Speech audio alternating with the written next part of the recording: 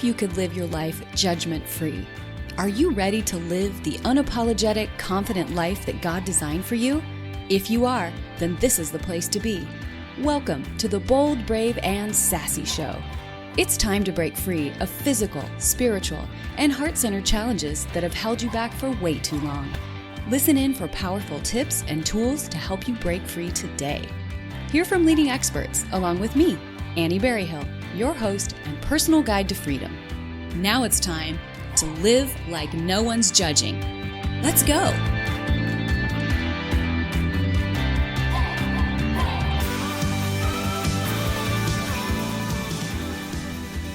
Hey there, everybody. This is Annie Berryhill, and I want to welcome you to the Bold, Brave, and Sassy Show.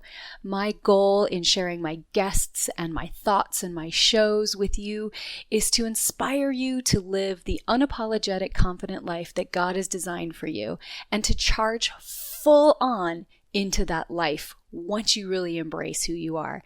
And so today, I wanted to talk about a topic that is really something that all of us need to know about and all of us deal with, and is something that will really get in our way unless we become aware of the fact that these things exist. Now, what I'm talking about are habits and patterns.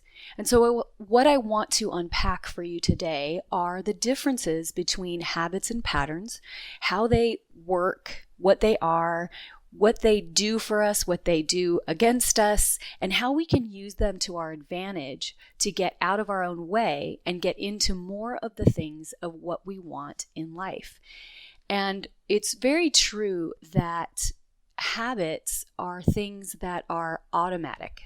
So if you think about brushing your teeth, you don't have to sit and think about the movements that your hand has to do. You don't have to tell your hand to move up and down or in circles or go back and forth or hit your molars or scrub the back of your teeth. You don't. You literally will brush your teeth in the same way, nearly the same way, every single time you brush your teeth. And I would venture to guess that if you are like most people, myself included, you're thinking about a million other things while you're brushing your teeth. So that is what we call a habit. Now, habits are really automatic behaviors. And the reason that our brains create habits is really, really simple, and it's actually brilliant. Our brains run so many functions in our bodies, most of which we aren't even aware of. If you've ever taken anatomy, you know we have all the different systems running in our body, and we don't consciously tell our heart to beat. We don't tell our lungs to breathe. We don't tell our blood to go through the capillaries. We don't tell our digestive system to break down food and provide nutrients to our body. We don't do any of that. That is the automatic programming and systems that our brain is in charge of. So consequently, our brains use up about 25% of the energy that we take in every day. So that's a pretty big amount when you look at the size of our brain as compared to the rest of our bodies. So what the brain has done has designed efficiencies so that every single time we do something, we don't have to use the energy of creating a new thought or a new way of being able to execute the particular activity. Going back to brushing your teeth, when we first learned to brush our teeth when we were little kids, probably, we had to really focus and concentrate on it. But because it was something that we did frequently, over time, we learned how to do it without thinking. Driving is another one for adults. I mean, how many times have you driven somewhere where you got in the car, you started your car, you started thinking about stuff, and the next thing you know, you're at your destination with no idea of whether or not you actually stopped at the stoplight or encountered any other thing that was going on in the road. And that's actually scary sometimes, because as moms, we can be talking to our kids, listening to the radio, and driving without even really focusing our attention. But that's an efficiency of our brain. Our brain makes all these little habits so that we can do things without the energy of connecting all those synapses every single time we do an activity. So habits are really, really good things. Now, on the other hand, patterns are more of hardwired behaviors or hardwired ways of responding based on our values and based on our identity. Okay, so this is kind of weird because it's not weird, it's really interesting. And they say it's like a motivation. Like what motivates you will determine how you act in nearly every situation. And so that's what I deem as a pattern. Your patterns stem from your motivation, which stems from your values, which stem from who you believe you are or what you've learned to value in your life, your perspectives. So a lot of those things are also unconscious. We don't decide to react or respond in a certain way, but we do it anyway. And it's pretty consistent. And actually people notice it a lot from the outside. They'll say, oh, Joey, well, you can count on him to always be the life of the party. Because for him, he has one particular motivation or a little bit of a combination of motivations that will always drive his behaviors. And because they're so ingrained with who he is, they go in a way that he really doesn't even think about or control. It's just who he is. So let's take a little bit of a deeper dive into each of these and give you some examples about the differences between habits and patterns and how we can address things about them that we like and we don't like. Because obviously keeping patterns intact that are useful and efficient and make our lives easier are great to have. We also have habits in our lives that don't serve us, that actually push us backwards or keep us from growing or having or doing or becoming things that we really want to become. So what you first need to understand is a habit is a loop. So some people call it a feedback loop. And it starts at the very, very beginning. And what the beginning is a trigger. So, for example, you are spending a lot of time alone and you feel lonely, you're bored, you're stressed, you have this feeling that's negative. Well, most people, it's a natural thing to want to alleviate the discomfort of negative emotion. So what you've learned is that your behavior, which is the next part, first is a trigger, a feeling, a situation, an environment. The next thing is you go and eat a bag of chips or some sugar. That's a typical one, is to relieve stress, is to have something sugary. So that's the behavior. The third step is the reward or the reinforcement. They're actually both the same thing. So you eat the sugar, you immediately have a chemical, physiological response to that, which makes you feel relieved, or it momentarily solves or resolves that negative feeling. So now you have a little bit of a sugar high. You're not feeling quite as bored because you just did something. Any of those things can work. But also what's happened is you've reinforced and deepened the groove to say that next time I have this trigger, this negative feeling, I found a solution to help me resolve that feeling by eating sugar, let's say a donut, carbs and sugar, right? And when I do, I know that on the other end of that is the reward. So we are very, very simple in terms of how our brains work. And our brains just do that. The old part of our brain is in charge of this. And the old part of our brain is primarily concerned with safety and survival. It wants to keep us alive. And so negativity or threat is something that it wants to resolve. So you kind of can't blame it, but at the same time, we're evolved creatures and we have the capacity to think. And sometimes our habits will lead us to places where we don't want to go, because that's not necessarily going to help us to be as healthy and fit as we want to be if we're constantly giving in to our triggers by eating food that's not going to support our goals. So another trigger for a lot of people, well, a big trigger for a lot of people is stress. And people don't like to feel stress. And I mean like the emotional stress, or again, a negative emotion that makes you feel bad or out of control or overwhelmed, all of those things. So in order to alleviate the stress of your day, you have a drink. Now, that's a behavior. At the end of that is the reward. Now you've had the stress relief because the alcohol will send that warm feeling through your body and you feel like you can let down, you can finally relax. And now you've created a habit loop. Stress now becomes associated with alcohol because alcohol creates the relief, correct?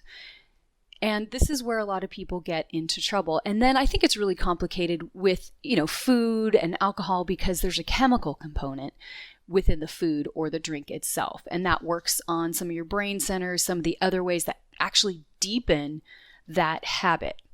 From a personal side, I recently, in the last 6 months, have quit drinking alcohol altogether. And I've written about it on my Facebook page at Annie Berryhill on Facebook. And just to give you a little background, I woke up one day in the middle of the night and I felt really crappy. I had a stomach ache. I was overheated. I had a headache that was a vice grip headache. And I had been drinking wine in the evening, and it wasn't even like I went out. It wasn't even like, I don't know, I just was sipping on wine and I just kept sipping on wine. And I just had enough. I had enough, and I had it out with alcohol literally in the middle of the night. In my mind, I just said, enough. I don't want you around here. I hate you. I hate you what you've done to me. I hate you for what you've taken from me, from other people that I love, and I'm just done with you. And just go, get out, don't come back. You're not welcome here. I hate you. And it is the weirdest thing because ever since then, I have not wanted, in fact, I feel quite grossed out by the thought of drinking alcohol. I've smelled wine and I've smelled beer, and it just does not appeal to me at all. I don't know what it is. I don't know why that worked, but it worked brilliantly. And what I actually do crave now at the end of the day is a LaCroix bubbly water over ice with a splash of like non-alcoholic margarita mix. So I've got the tangy, I've got the bubbly, it feels celebratory, it tastes good, it relieves my thirst, and I enjoy it. And I literally crave that now at the end of the day.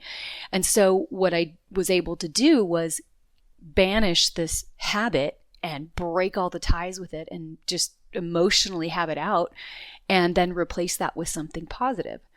So not all habits are bad, because we know, again, going back to the brushing the teeth and, being able to shave in the shower. I mean, men shaving their faces, women shaving their legs or whatever. I do that very automatically. I can make coffee without thinking about it. There's a lot of things that I can do that are really efficient and I don't have to think about. And those are good. But a lot of times with habits, it's most important to understand how they work, how they're working on you, and how they're automatic and they don't require thinking, but that when we do start to think about it, we can recognize the things that are working for us and not. So I would just ask you to just delve a little deeper and think about what are the positive, useful, promotional habits that you do, things that make your life better, and what are the negative habits? And negative meaning anything that takes away from your quality of life. And just delve into that, maybe make some notes and think back to how those habits got started, who taught you, who showed you, why did you start doing it, and how deeply have you ever thought about them, or how much have you really thought about the habits that you have in your life? It's a good exercise, and I really encourage you to give it a go. In the course of talking about habits, it's really important to understand that a habit can never really go away. And so when we say change a habit, essentially what we're saying is we're going to overwrite a habit. So we're going to substitute a new habit for an old habit. So the example I gave was when I gave up drinking alcohol, and now I have LaCroix or LaCroix with some sort of tasty mixer or lime, something now that becomes my new craving, the thing that I want when the trigger comes up, the end of the day or a little stress or whatever. So since we cannot fully eliminate the old habit, the next best thing is to create new habits that actually have a stronger drive and a stronger pull. When we're creating a new habit, the longer and the more frequently we can do the new habit, the substitute habit, and I'll break that down in pieces in a minute, the more it's going to be the stronger thing that you're drawn to. So again, let's use the example of eating that I took from habits, eating when you're stressed or lonely or bored, right? That's a big thing for people, and weight gain and health that is less than optimal. So let's say you're feeling bored, you're feeling lonely, you're feeling stressed. Let's hone in on stress. Stress eating is a big problem. If you know that you want to change from being a stress eater to relieve your stress to doing something else, you have to have a game plan, right? You have to look at alternatives. The example of eating stressed, take a shower, take a walk, do some yoga, listen to some music, do some doodling, get into a journal, do some art, call a friend. Literally, you can call a friend, and most of the time, if we can put 10 minutes between the trigger and the time that we do the behavior, most of the time it will pass.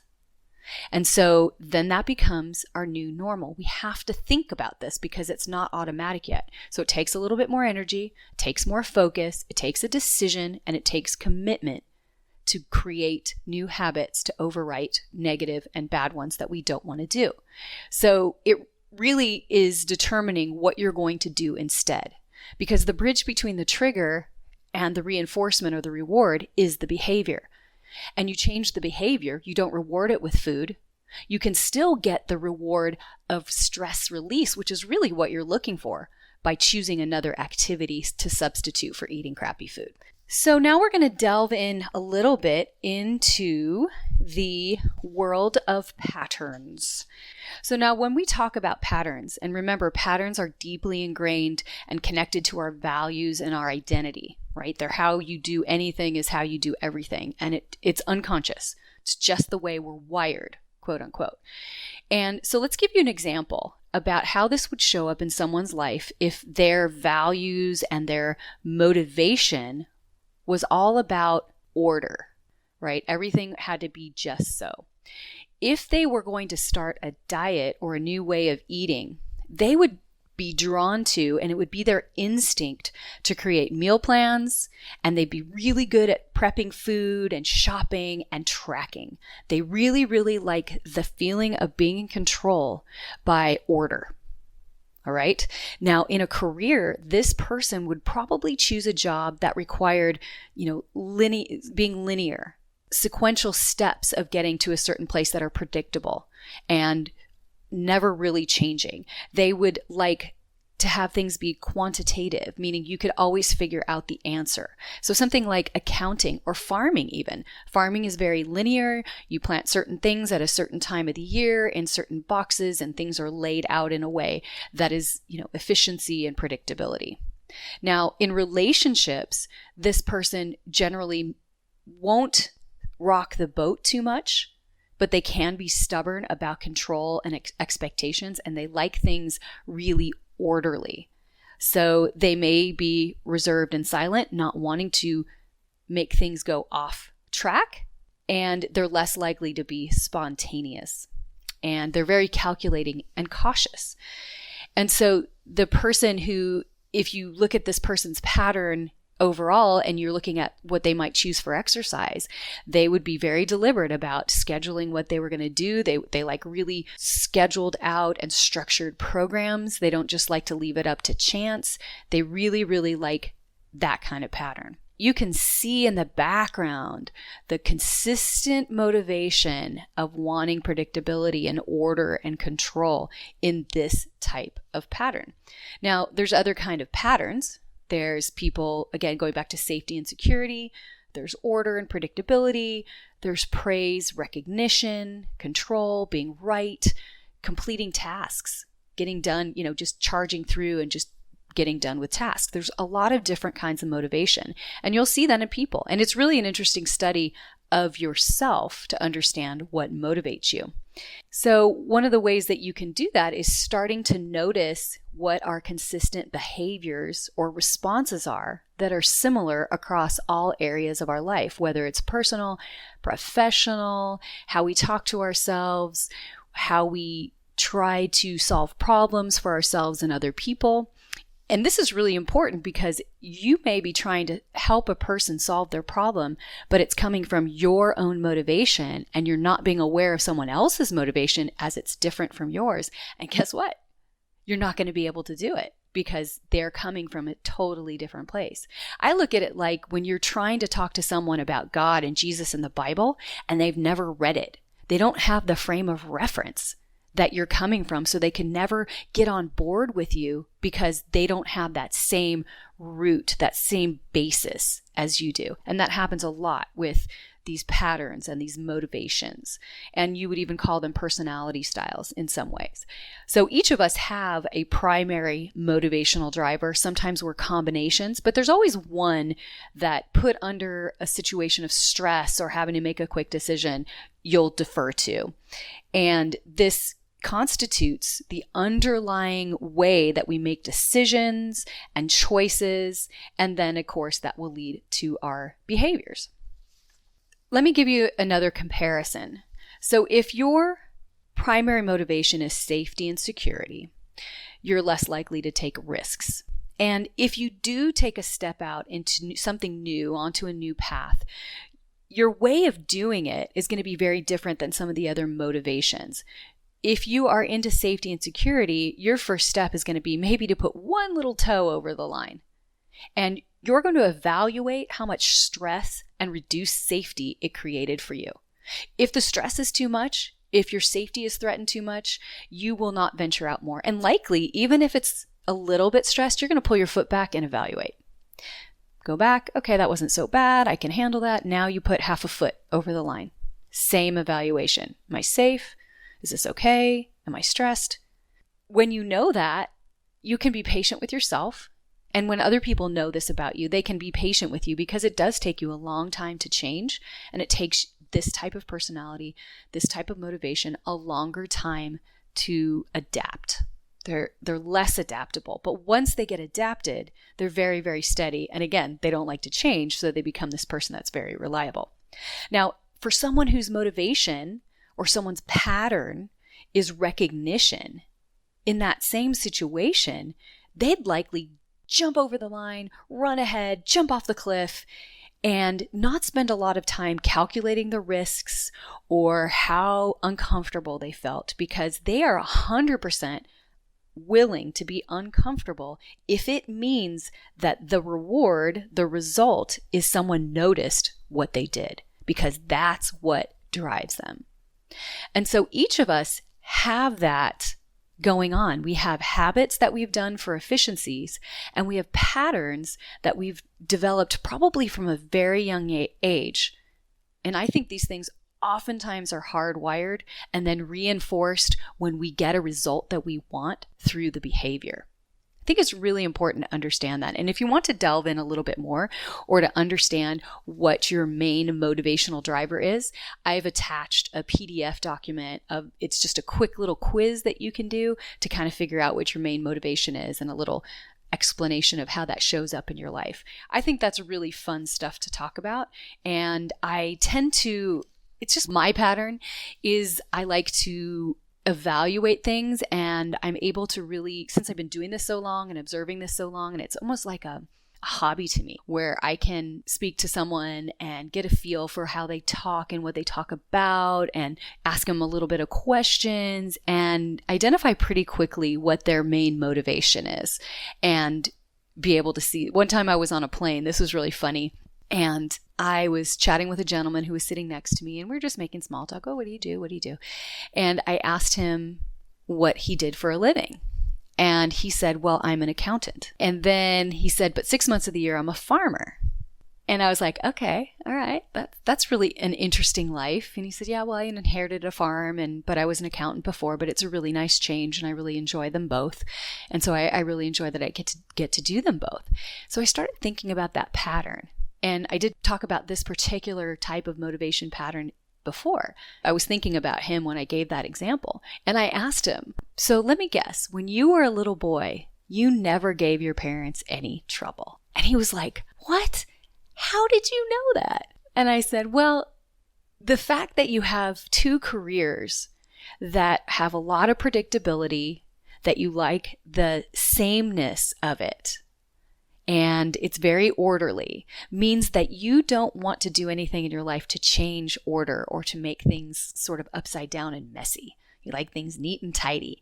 And getting in a confrontation with your parents would not make things neat and tidy. And he was like, wow, you got that just from the one thing I said? And I said, well, it was a guess.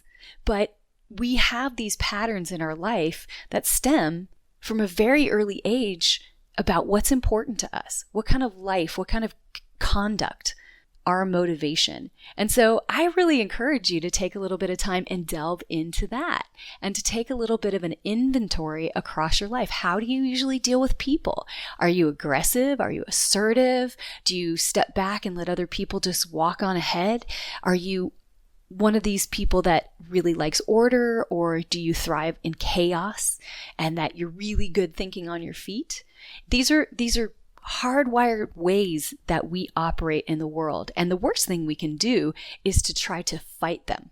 Now we can adapt them and we can say, like, where is this pattern coming from? Is this my motivation? Is this a real motivation? Because sometimes both in habits and patterns, the underlying motivation or the underlying trigger is fear. And so fear, as we know, and of course in the Bible it says 365 times, don't be afraid, do not fear, anything related about why we shouldn't be fearing things as human beings, that this is a real issue for people. So I want to help you a little bit just to work through the habit of fear, the pattern of fear, right? So we do things to accomplish goals and we do things to avoid things that we don't want to experience. That's related to patterns, and habits are, again, the unconscious thing. So let's say you have a fear that something's going to happen based on someone's behavior. So someone makes a choice and it's a choice they've made in the past, and that choice is a bad choice and it leads them to a place of, like, let's just say they go to jail. So this behavior they did that you're watching now has led them to jail. So in your mind, the trigger for you in this fear cycle is that you watch this person do that behavior. They do the thing that in the past led them to jail. You automatically, without thinking, go to the worst case scenario, and your fear is off the charts. I know you've done that. I've done that. If you're a parent, you've done that, right? Because what we want for our kids is to be safe and happy and productive and living a wonderful life. We want that for our kids, right? So when something threatens our safety or our security, that is the basic thing that humans need before they can even pursue anything else. So one of the things that I have done, and these are key things that just work into how our brains work. You got to stop. You got to stop the cycle, because it'll just get worse. It'll get deeper. It'll consume you. You have to step off the crazy train. And one of the ways that you do that is to simply ask the question, what am I afraid that will happen?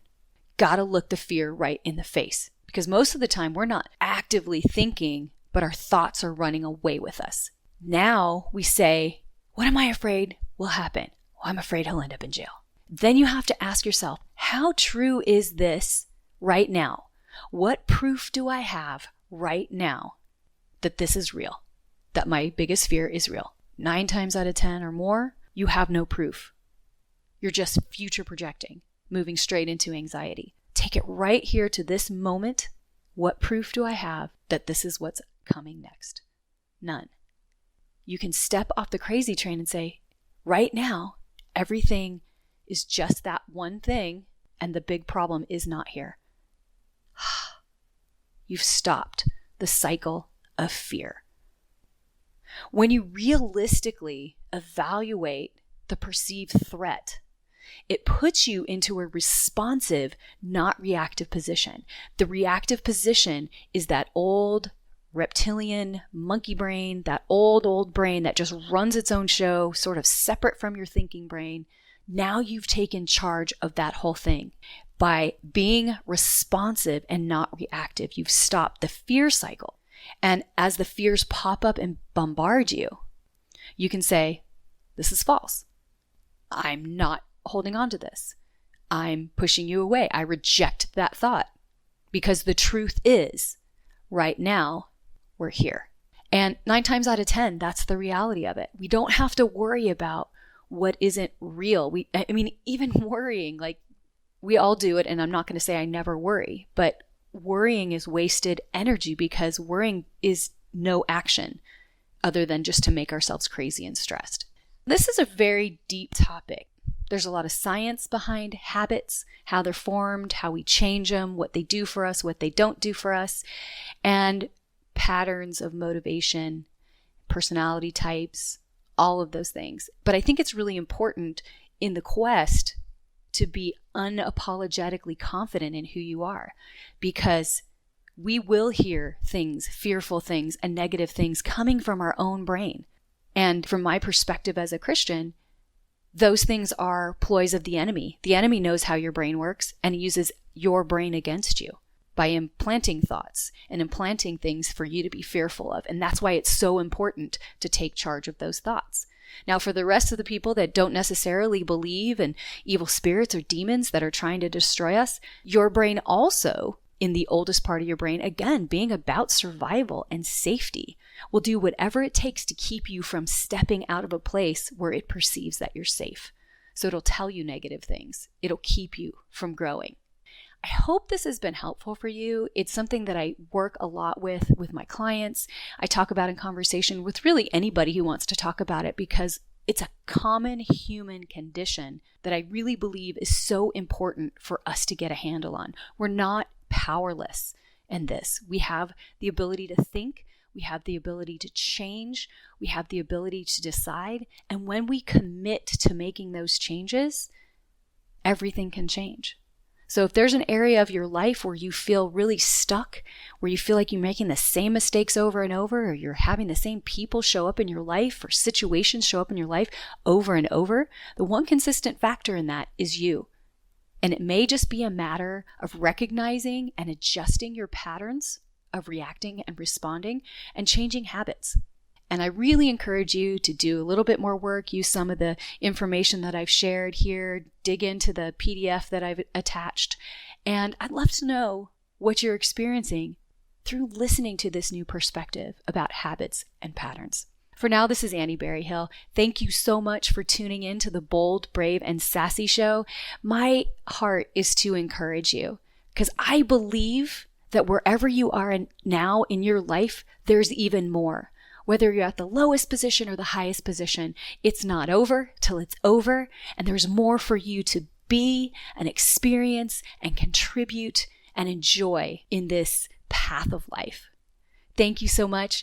Make sure to subscribe on iTunes so you're updated when we have new episodes. Share this with your friends if you've enjoyed it. And of course, comment. Let me know what you're thinking and how you're feeling, and if there's any shows you'd like for me to tackle.